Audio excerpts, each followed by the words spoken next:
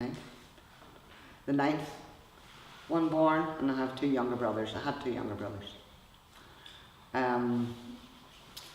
We lived there until I was about 3, and then we moved back to Belfast. I don't remember, of course. And then, so after that, we spent all our summer holidays in Finnis, just a country. And we stayed with a farmer who had cows and sheep and horses and pigs and all the stuff the farmers have, you know. And it was great. My memory of my childhood in it, not till I was 3, like, because we went down every summer. It was great. We had good fun, plenty of space. And the only time you got dressed up was a Sunday when you went to Mass. And it was funny.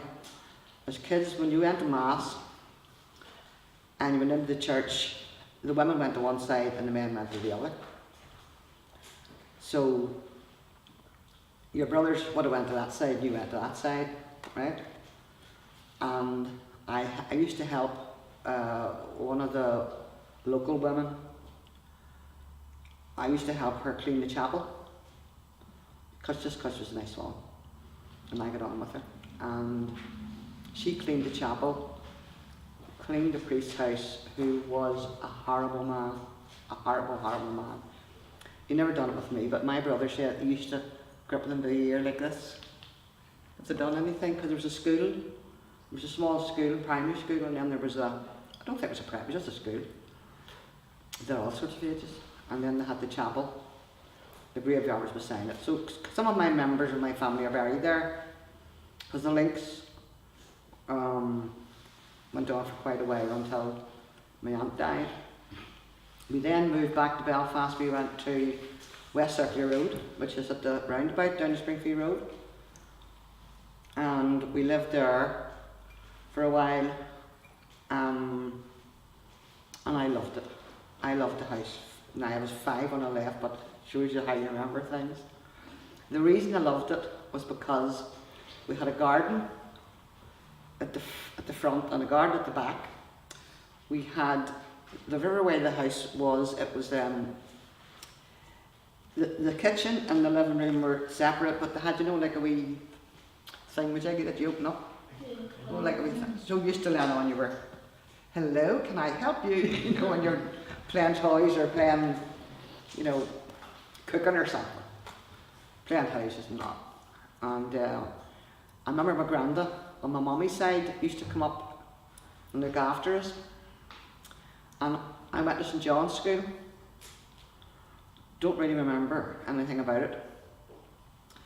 What I do remember is when I went to P1, I shouldn't say this, but when I went to P1, I wet myself at school. And my older sister, one of my older sisters, was in P7. And I mean, I was sitting at the back of the class and I was so shy. I was a nice kid, you know, very shy. And you had to put your hand up if you wanted to go to the toilet, but you obviously couldn't see me because I was sitting like this. And so anyway, the deed was done. Sent for my sister, who was going to kill me. She was in P7, or she wasn't, didn't have it like that then. She must have been, whatever, 14, ready to leave school.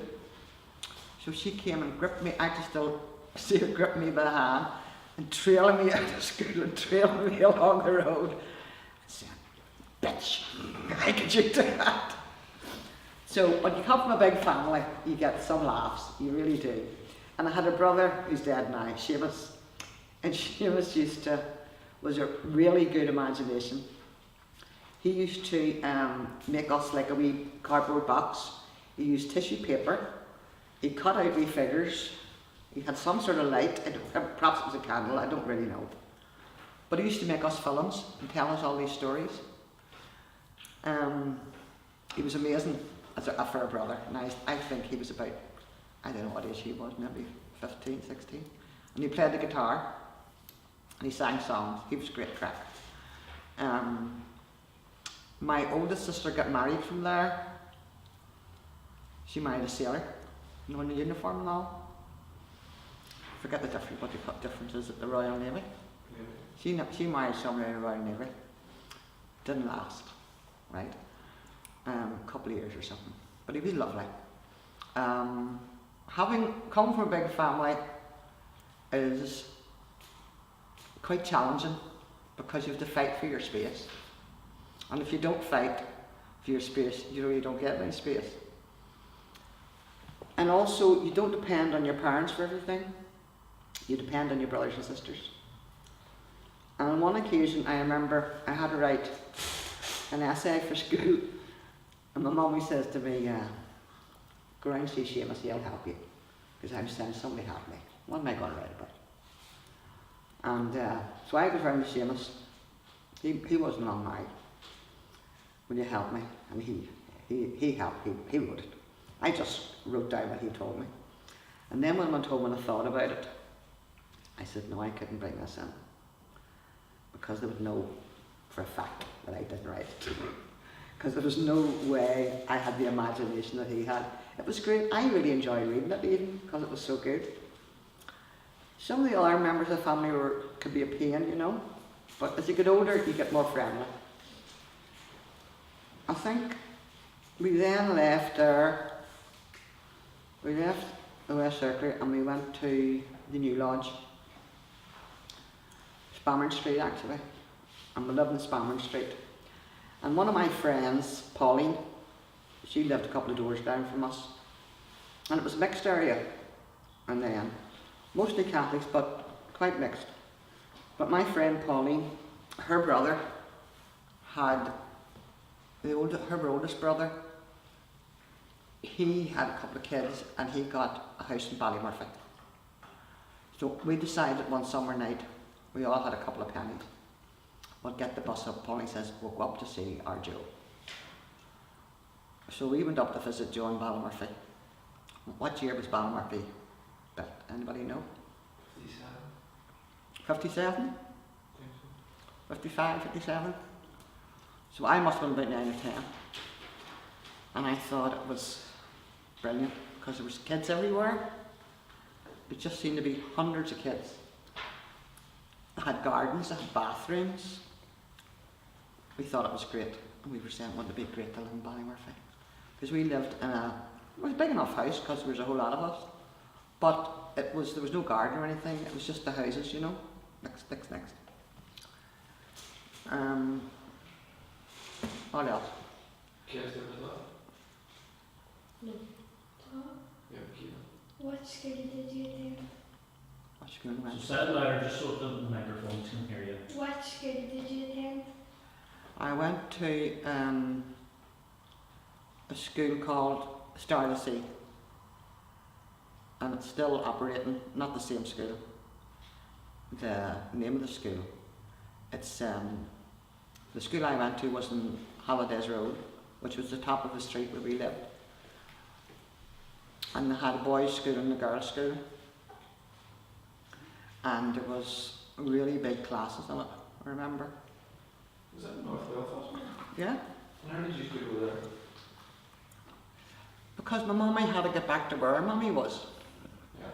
She didn't like West Circular Road. I don't think she didn't like it. I think she just missed not being with her mom. Does everybody know where the West Circular is? No. Do you know where the fire station is? Oh, yeah. See that road that goes the other way? That's where the West Circular is. I still look out for the number because I remember the number of the door, 146. And I still every now and again look up at it. 146 West Circular Road. I can't find it this way. Well, it's on the main road. But and we had a couple of my mummy's kids were born there. Not Terry. Peter, the youngest one. First drink I ever had. I must have been 5 or 6.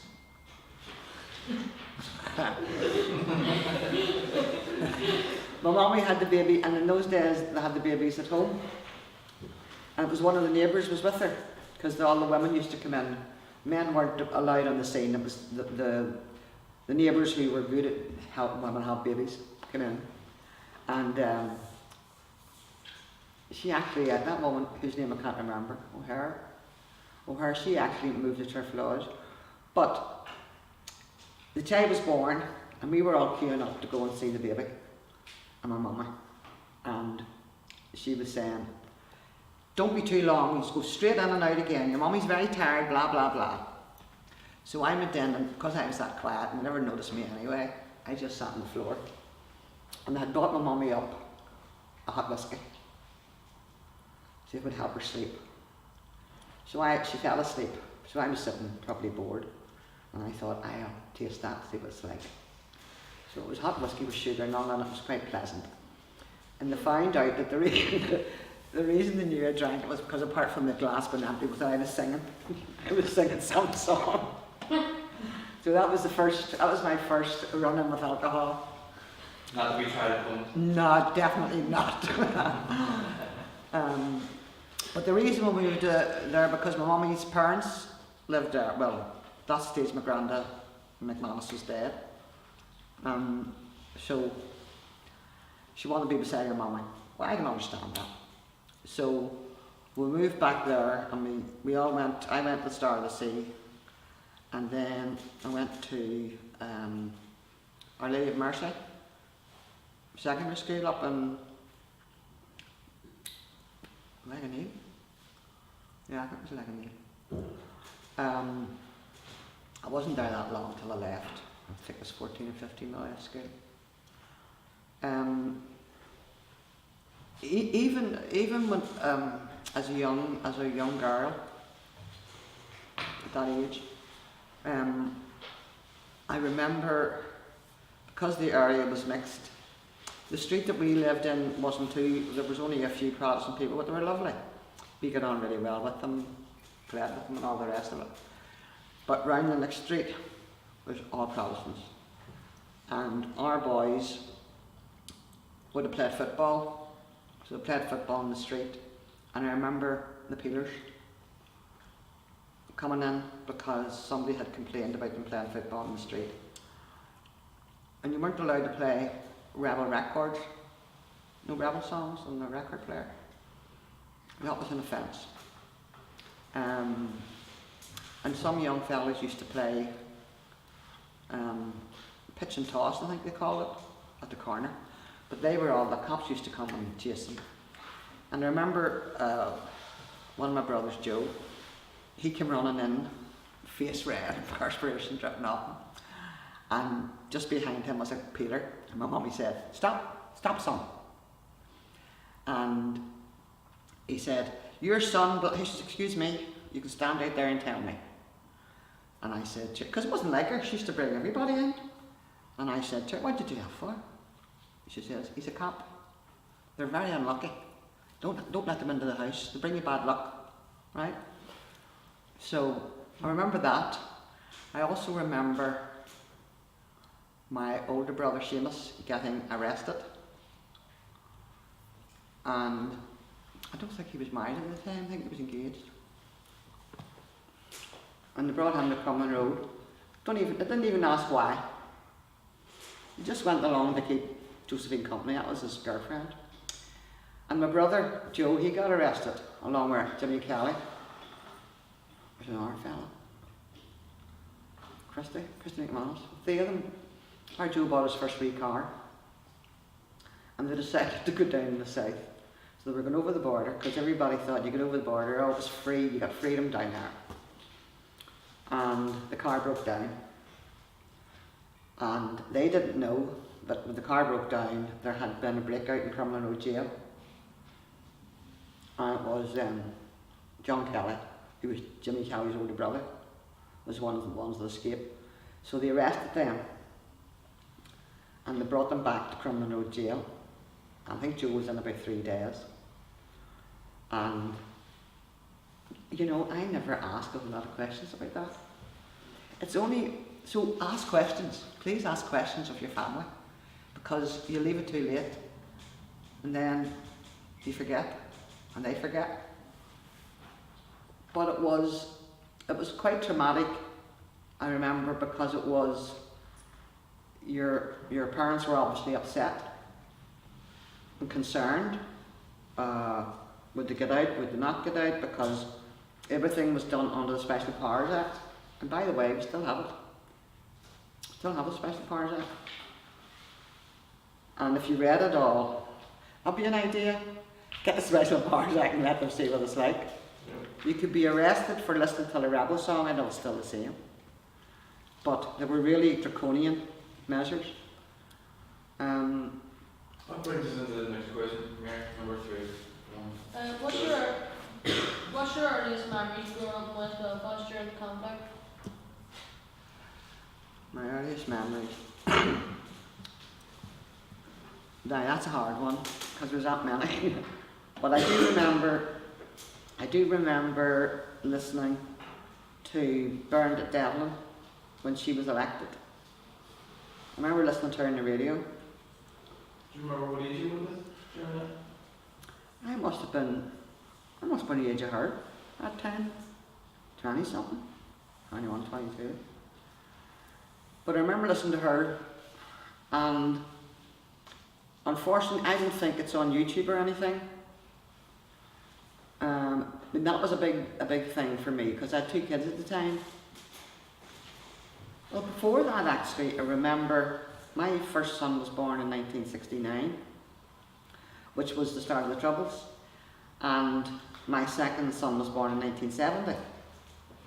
And I remember my daddy bringing me down to the hospital because Mummy came over to mind young Terry, and she was bringing me down to Royal to go to maternity, and the Brits were here, and they stopped us just outside, over across the road, outside Springfield Road. Not Springfield Road. What do you call the estate? Just beyond the Tiger, Springfield Park. Thank you. They stopped us there and let us go. And I said to my daddy, maybe that's a good thing, coming in, because my daddy never talked politics, never.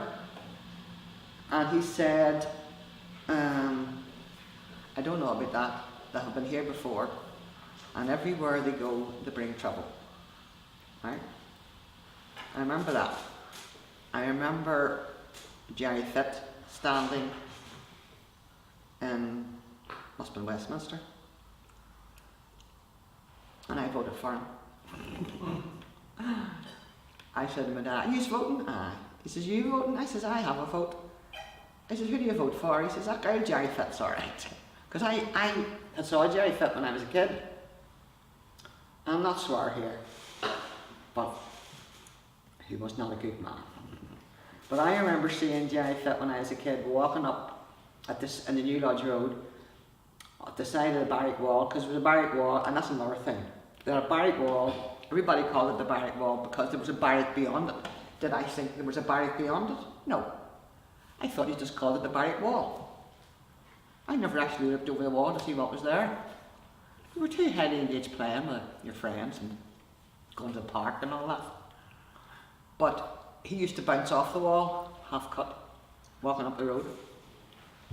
So, wasn't a particularly nice man. Turned out worse. There was, I have to say, when I was a kid, there was a good lot of community activity insofar as that people helped each other a great deal. Because one of my neighbours, his daughter had died, and she was in Canada or someplace, and they had to bring her body home. And we did collections to bring the body home, and everyone in the neighbourhood helped in whatever way they could, bring food and all of that there. So there was always a good amount of help within the community. What was the question? Forget already. What was your earliest memories? And that's good because you might be able to touch on some of them on the rest of your memories as we go through some of the questions. Favorite Karen? When did you first hear of community development or activism projects, and what was your first experiences of it? I think my first experience was getting involved in the Residents Association, because when we bought the house in Dermot Hill, there was no footpaths, there was no roads, there was very poor lighting. So we set up a tenants association, and one of the first things we organised was a night out. This was very clever. It was a way of getting to know people, because Most people that moved in were relatively young. Some maybe had 2 or 3 kids, some had no kids. It was their first home. So I got involved with that. And then there was a guy that came, Stevie. He was a Quaker. I remember meeting him when they were trying to get New Hill built. They were getting the community centre built. And well, we were always involved in something. There was always something going on. And then, of course, internment came. So you were out in the streets because of internment. There was protests all the time. Walking here and walking there and complaining about internment. And I remember when the soldiers came in, they came in over the mountain. You know the mountain road? That's how they, because it was the early hours of the morning. I don't know why I was up. But I could see the lights in the distance coming. But you knew it was like a cavalcade of troops. Well, I didn't think it was troops, I didn't know what it was, I just saw the lights. I thought it was jeeps. It probably wasn't, I don't know, but I know it was dark, and I saw the lights. And they came down this direction into our estate, and then into the Murph. And after that, it was like, your life changed completely. Completely. Because I remember there was, in the Springfield Road, there was a health centre where, I don't know what you call it, some sort of health centre. You could go there and get your baby food if you were feeding your baby. You could get orange juice, you could see the doctor. It's where the 2 houses are facing Springfield Park, you know the 2 houses that they have sort of papered over. It was before you enter there, my memory is correct. And it was quite a nice building. And I remember because there was only the year between the 2 boys, I had the baby in the pram and I had a wee chair with the other one sitting on it. And I remember walking up and they had, you know where the coffees is now? You know the pub? They had sangers and all there where the Brits were sitting in, were sitting there with their guns and all. And I remember thinking, this is crazy. You know, you're walking up here with 2 babies and then have these people, my guys with guns. So it was very much in your face, right? And there was... Sometimes might know what internment means. Internment is putting you in jail with thinking that you've done something, but you don't, no trial, no jury, no nothing. You were in jail indefinitely until the government decided to let you out. And there were some people, I think internment lasted 5 years. So if you think you were interned for 5 years, it would be the equivalent now of a 10-year sentence. But you had no way of challenging it. It was on the word of some special branch person or some RUC person or whatever. What was some of the youngest people? What age were they? Oh, Did some- you know, Mary? Some of them were 15. A couple of young lads were 15. There's a couple from Ballymurphy, a couple from Andytown. You know, young Frank Cattle? Yeah. He was only 15 whenever he was interned. And there was another guy, I can see his face, can't remember his name. But they were very young. Alex Murphy's another one. Did you say it turned your word upside down? What, like communities? Oh, Was it everybody's. affecting it? Oh, it was definitely, yeah. Your life changed completely. There was, because if you understand, when I moved into Dermot Hill first, there was the new Barnsley people were all Protestants, right? Not that I thought about it. I didn't actually think about it. So I went to work in the morning and I got the bus. There was a roundabout, you know where the taxis are now? That's where you get the bus. You go to work in the morning. And I started a date. So you spoke to everyone. My mama used to come over and see me whenever I had the children. And she'd have walked up and she knew the neighbours and spoke to different ones and all that. And one of them said about, one woman said to her, whenever they actually did get out, that they were told they had to get out by Paisley. They were told where they had to go. They were going somewhere that direction, north Belfast area. But it did change, I think it changed a lot of people's lives. And of course internment changed, because there was loads of people from this area who were interned, so a lot of the children who went to St Aidan's school, their daddies or their brothers, or maybe both, were inside. So it was a very traumatic time. So it was. Yeah, I had 2 brothers in that stage. One was interned and one was sentenced for having guns.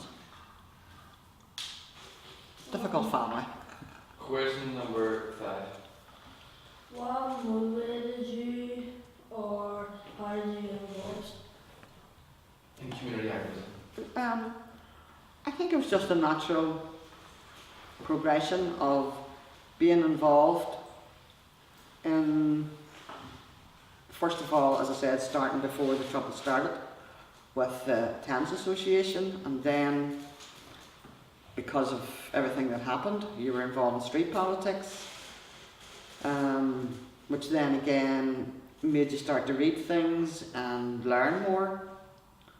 And my brother Seamus, he was the spokesperson for Sinn Féin for quite a while, and he was very good, I have to say. He was quite articulate, clever man, you know. And he was also one of the first people who introduced credit unions to here, and he also went to the Shankill, and this was like nothing would have stopped him doing what he wanted to do, but he thought the credit union was good for every area, because I mean, we're definitely not sectarian. There's significance for the credit unions to an area like this. For God's sake, the credit union was everything. I mean, you put your money in, then you got the loan out for Christmas, and you paid it back, because you have to understand, very few people had money. Because in those days, there's very few women worked. When they had babies, you had to give up work. You weren't allowed to work. Well, you weren't allowed to go to the job you had. But there was also a problem with why the credit unions started, wasn't there? Because banks weren't going to lend anybody any money. I'm sure the banks are bastards, never were anything else. Just get worse. So the Sorry. community had to create their own banks. Sorry. What, Martin? So the community had to create their own banks. Oh and yes, everything, yeah? they had. There's no doubt about it. It was dreadful. It's hard to explain to young people today, but we were considered second-class citizens, and we had to fight for everything. You really did, everything. You got no help at all. And as I said, it had politicians like Jerry Fitt, for God's sake, never waste of time. Total waste of time.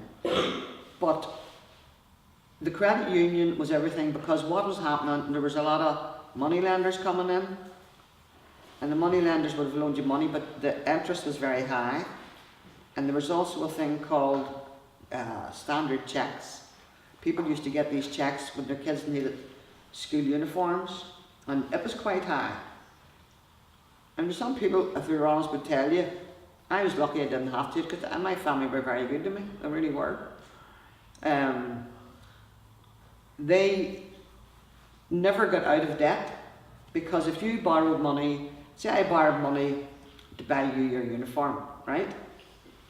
Before you had that half paid, say the next thing came up was Halloween, so you needed something for Halloween, the kids were off school. And before you had that, so you borrowed again. So you're always at the same level. So if you say you borrowed 100 quid, you were still owing 100 quid 3 years later. You know what I mean? Because you just kept borrowing, because you needed money for Christmas, you needed money for Easter, you needed money for the kids going to school. So the credit union was not only because of the banks, although that was the main thing, it was also there was a lot of money lenders in the area, and it was very, very high to pay them back. Next question. They were also illegal money lenders too, Mary, so if you didn't pay them back, what happened? Oh God, you were in big trouble, and it was a lot of criminality involved in it, you know. Ever say? What role did you play in community activism, and what impact did your involvement have on your personality? Can we try and give us an idea of some of the innovative projects you were involved in, or some of the campaigns maybe as well?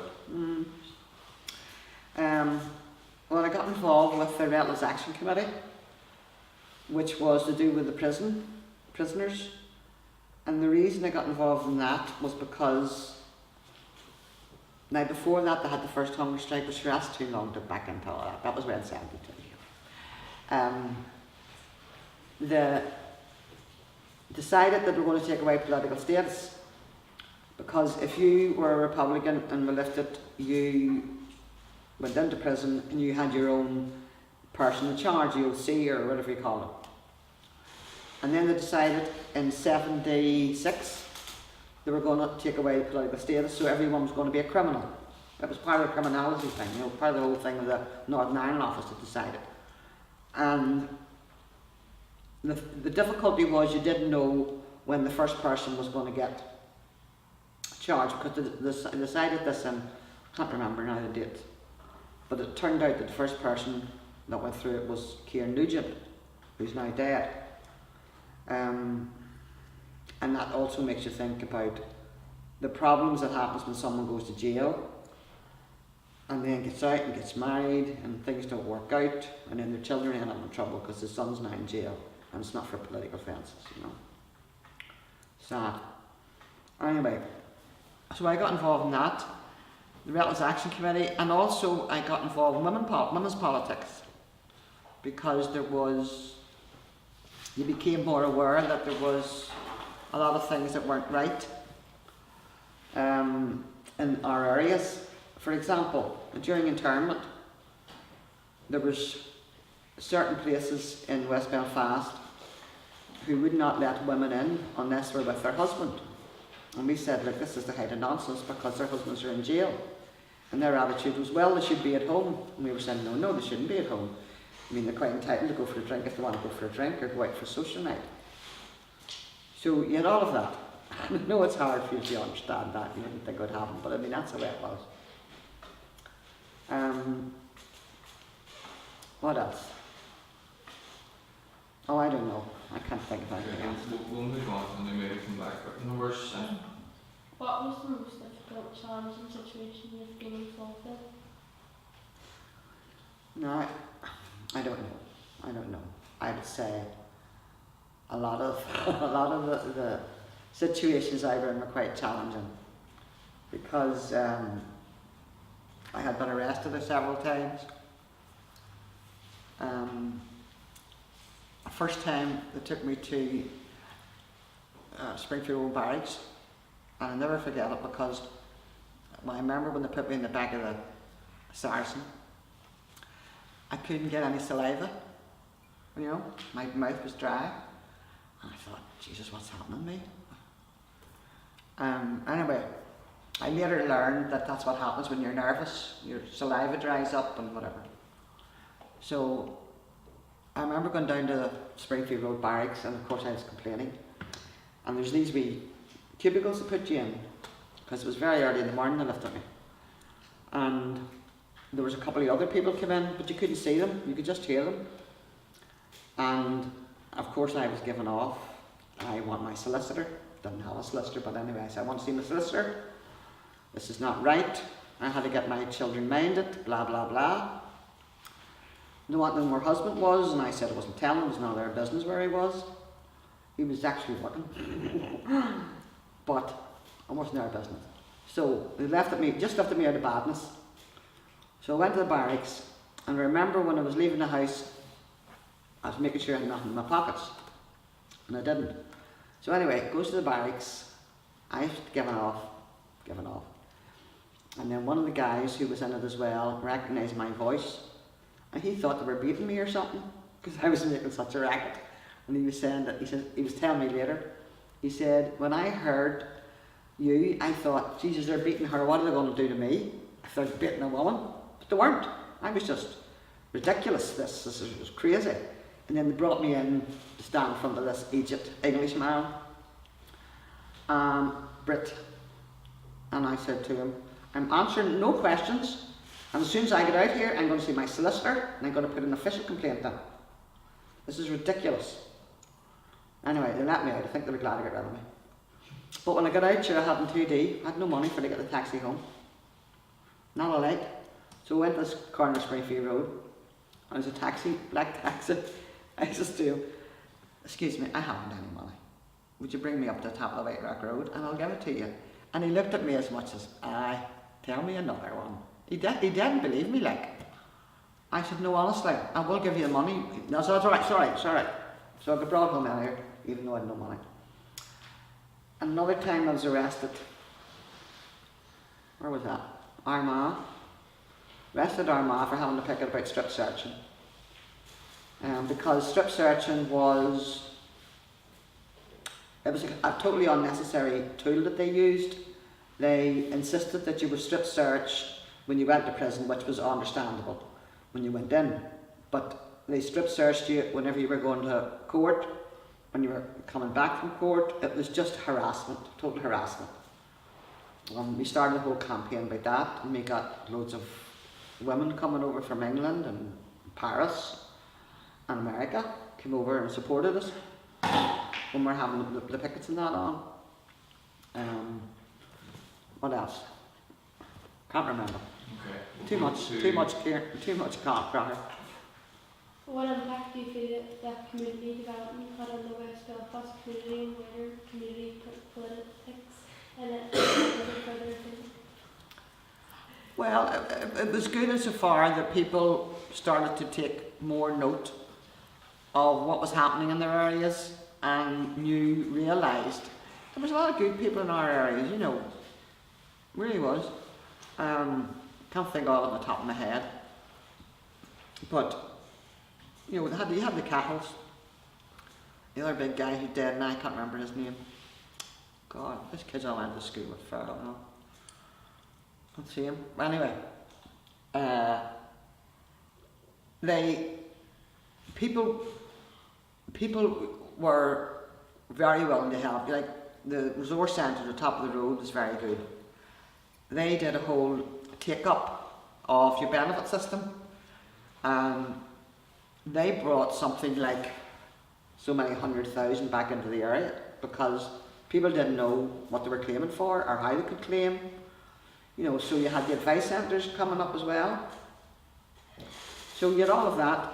You had people about housing, and they did pull the houses down in Turf Lodge. There was flats there, and though in hindsight I think it was more, even though we had a campaign going to take them down because of the dampness, because of the sewerage system. One of the things that helped it was because they then decided they were going to build a fort up there, so they wanted to get rid of those flats. But that helped our campaign because we wanted the flats away as well too. And there was also the cooperative society. A lot of people got involved, you know, like a Desi Wilson and all.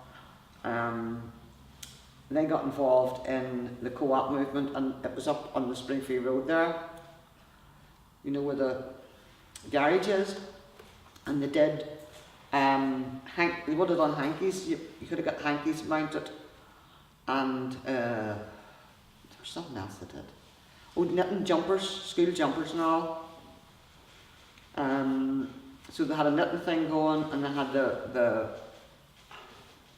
what do you call it, picture frame and all, and they had the garage. And there was actually a murder up there at the, I'm sure whenever Seamus McShane or Sean Hank, whenever they come, they'll elaborate more, because they were very much involved. Great people, they two great people, like. And the young woman was killed there. And you have to understand, through all of this, there was killings. There was killings by loyalists. There was, you know, Terry's cousin Eddie Doherty was one of the ones was killed in here the time that killed all the people. Is it Eddie Doherty from the Bomb Massacre? Yeah. That was his cousin. So you had all of these things happening. It was just one more thing happened. And You know, the Brits were on the street all the time, we were being harassed all the time. But people did fought for everything in their own areas. They fought on the housing issues, they fought on social issues, women's issues, because you know the church was very reactionary. Hasn't changed a lot, still the same. Wasn't very good on women. I remember one of my friends said to me, I didn't know, when you had your baby you had to go to a church and get churched. I never thought of asking what the hell it was, churched. And as my friend said to me, do you know what that means? I said, no. You just go because your mom tells you to go. She says, it's to bless you for after your sin because you had the baby. And I said, I don't believe you. Well, I'm not going back. So I never did it again. The church has a lot to answer for, because if the church had come out and supported the people initially, this could have been over a long time ago. But they didn't. They never took the right way of it. And they actually ostracised Father Des for a long time. Anyway, does that answer your question? Yep. Deborah Nee?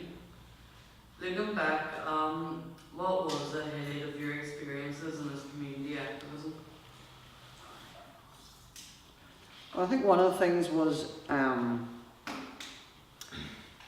getting the women's centre opened. The women's centre was a big thing, a big deal for women. Because we wanted a space for women where they could go and talk about whatever problems they had. I think that was a big thing.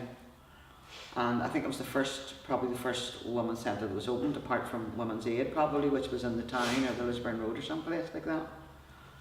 I don't know, I can't think of a whole lot of other things, to be honest.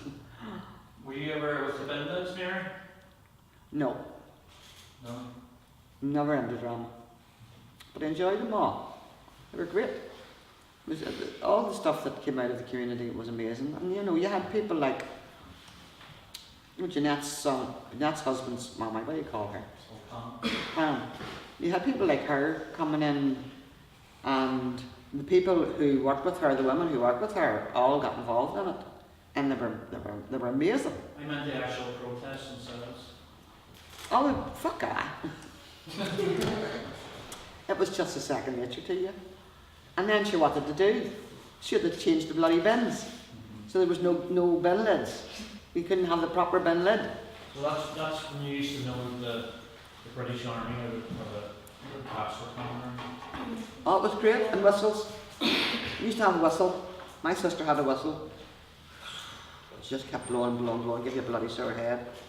And if you hadn't a bin lid, you used a saucepan. So a lot of people busted their saucepans because they were hitting them so often. But it was a good way of letting people know when they were coming into the area, you know. You know, there was a very good, strong community involvement where people supported each other. And during the UWC strike, which was whenever the Lloydists went on strike because of the, what do you call that agreement they had then? Aye.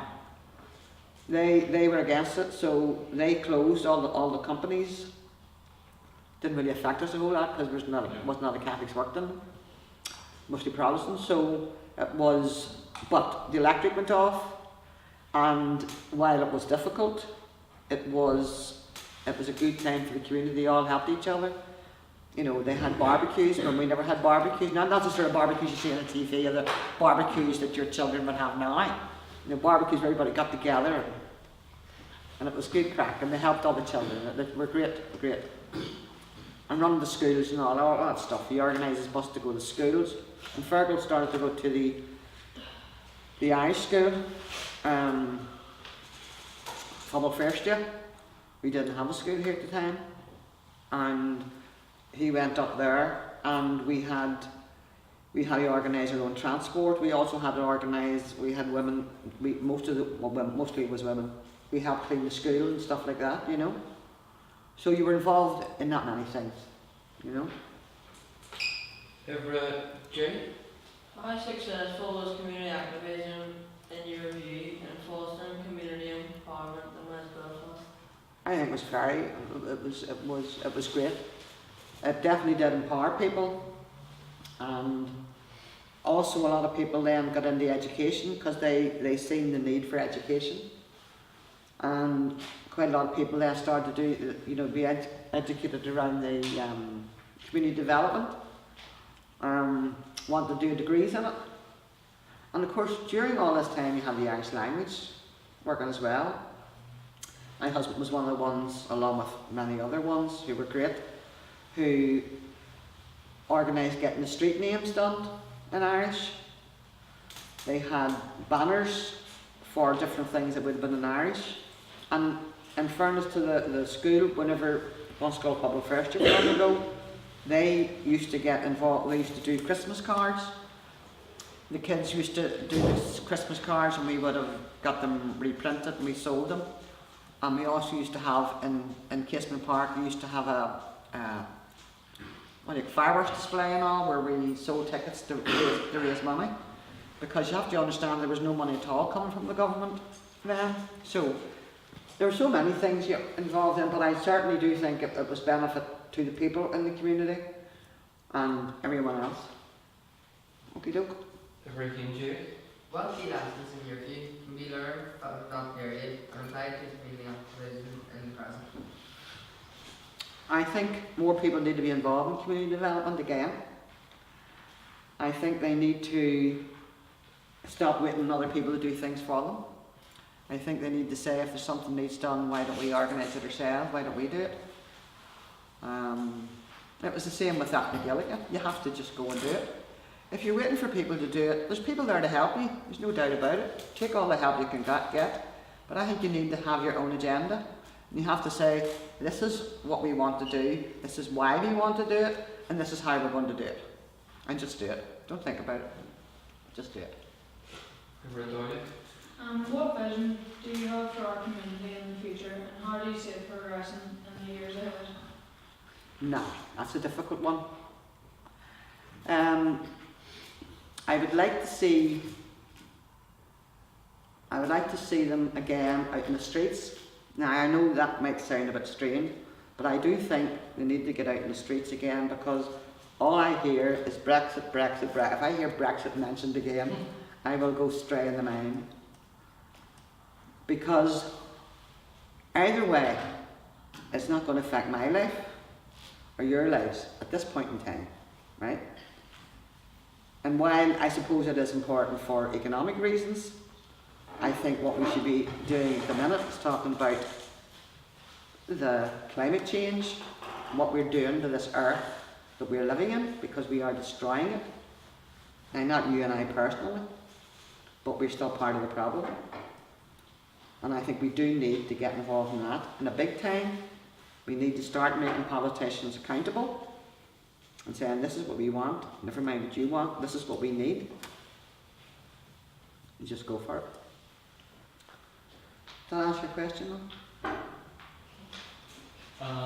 That's the end of our questions, but I'm trying to, Mary, if you can give us a wee bit of a sense of the type of community Ballymurphy has been for, and I mean Ballymurphy is in town and is in New Barnsley, Yeah. you know.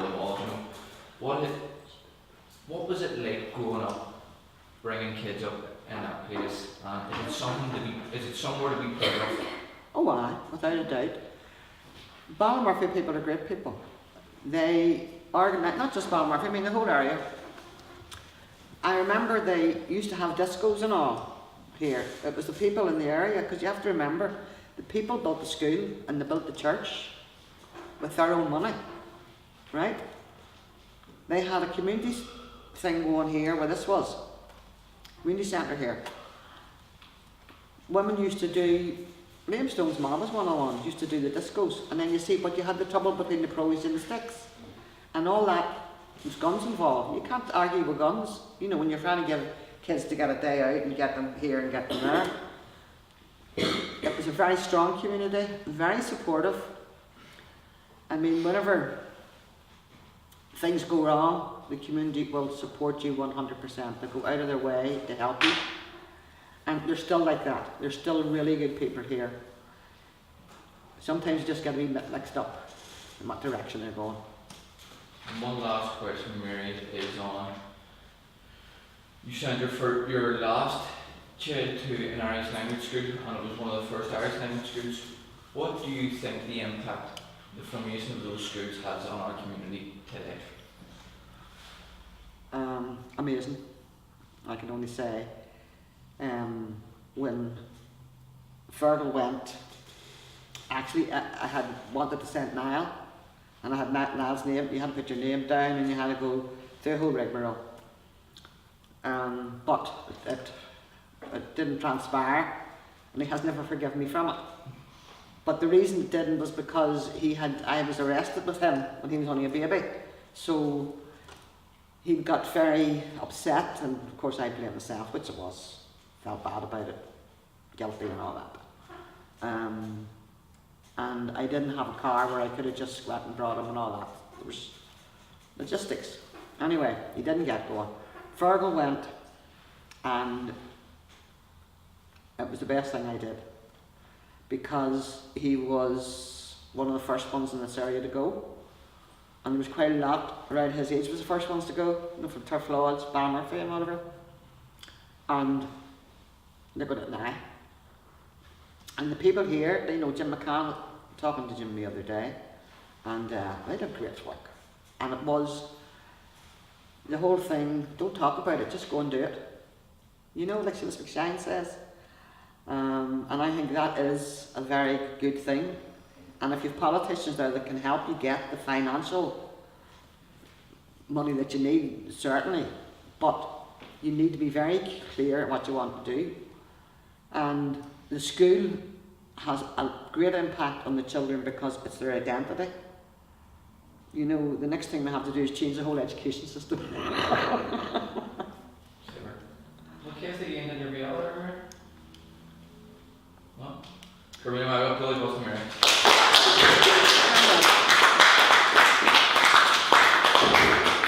Too much of my life to talk about, Con.